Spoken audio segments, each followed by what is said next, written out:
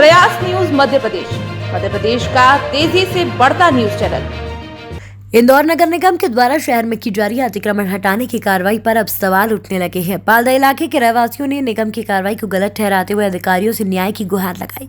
बड़ी संख्या में रहवासी आज इंदौर के नगर निगम कार्यालय पर पहुंचे और अधिकारियों को ज्ञापन सौंपा। रहवासियों के साथ में कांग्रेस के नेता चिंटू चौक से भी मौजूद थे।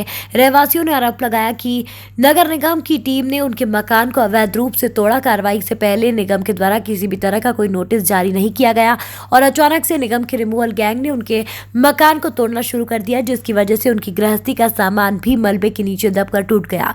अब ये सभी खुले मैदान में टेंट लगाकर रहने को मजबूर है।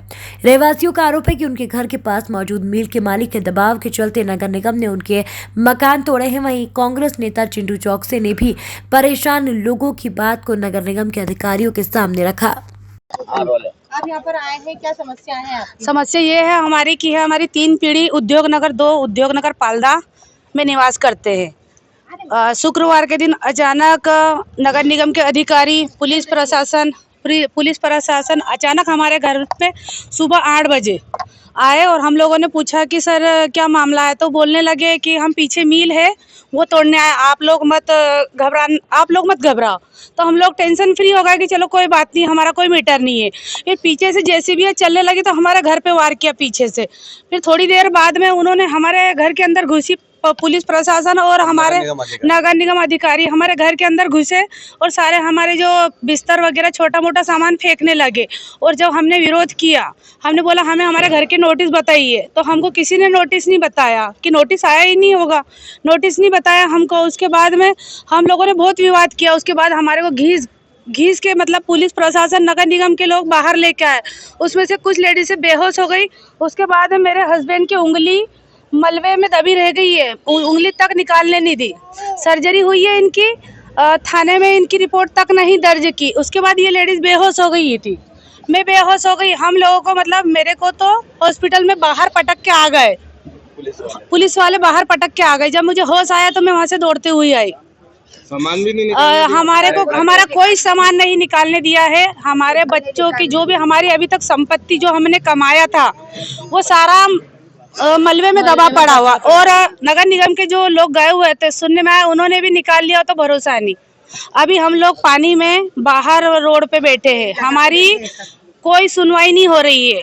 अभी आप अधिकारी से मिले, क्या आश्वासन दिया है सर ने हमें, मगर अभी तक तो कोई 7 दिन हो गया, कोई सुनवाई नहीं हो रही है।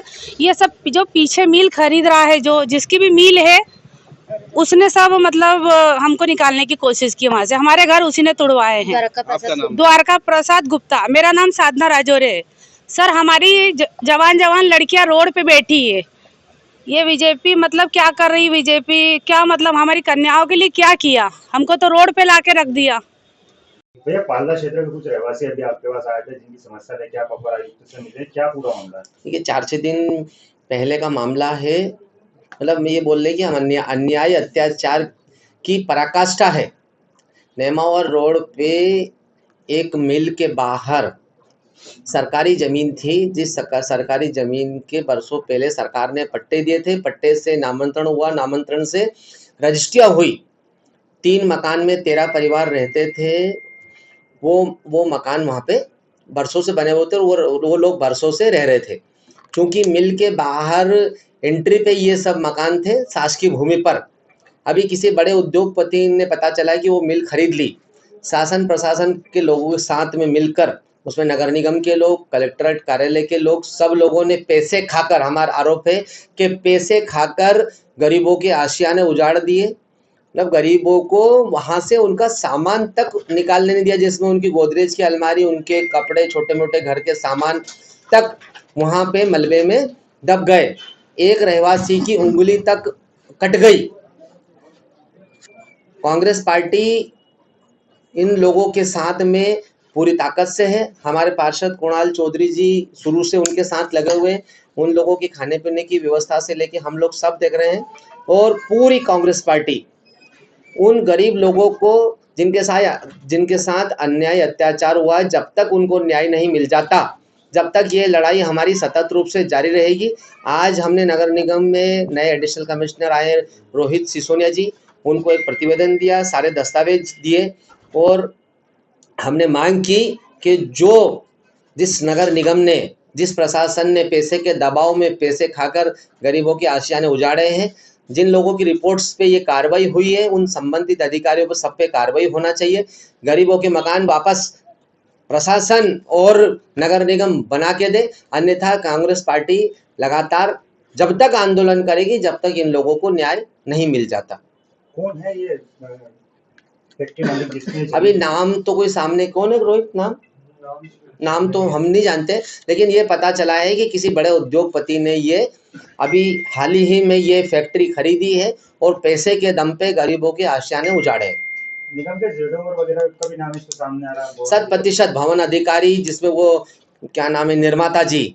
देखिए, ये निर्माता जी तो छोटे छोटे प्यादे हैं, बड़े बड़े लोगों ने मिलकर करोड़ों का खेल निपटाया है और 100% करोड़ों रुपए खाने के लिए इन लोगों को दया भी नहीं आई कि गरीबों की आशियाने नहीं उजाड़े। आज 13 परिवार में लगभग 30-35 लोग रोड पे पड़े हुए हैं, घर में बड़ी बड़ी बच्चियां हैं, कहाँ जाए कैसे रहे, ये सोचने का विषय है। बरसात का मौसम है, लेकिन शासन प्रशासन को, सरकार को कोई लेना देना नहीं। कोई मरता है, गड़ता है, कोई समस्याग्रस्त है, उससे कोई लेना देना नहीं।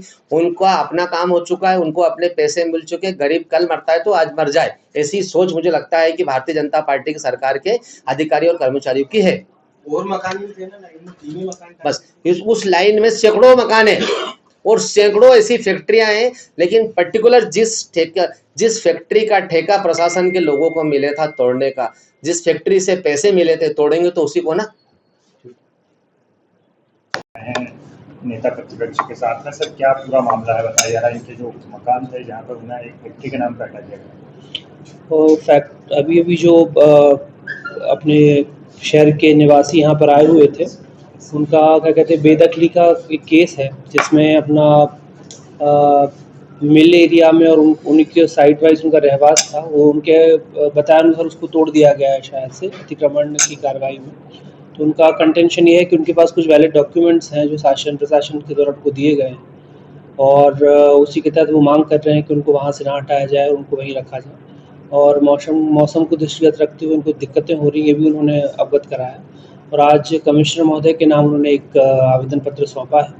तो जैसा कि आप सबको विदित, अभी रिसेंटली मैंने ज्वाइन किया है, इस केस को पूरा बारीकी से इसमें समझ लेना इम्पॉर्टेंट होगा। उसके लीगल पहलूज क्या हैं और इत्यादि सब चीज़ें समझना पड़ेगा।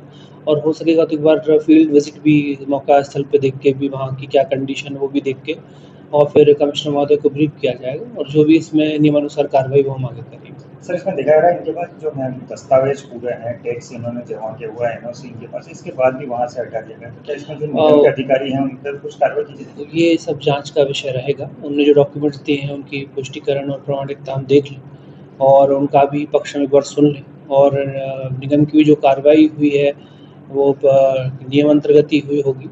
और जैसा कि मैंने पहले भी आपसे कहा कि अभी मैंने ज्वाइन किया है, एक बार उसको समझना पड़ेगा इसको, तभी मैं कुछ पुख्ता ठोस करूँ। ठीक, थैंक यू।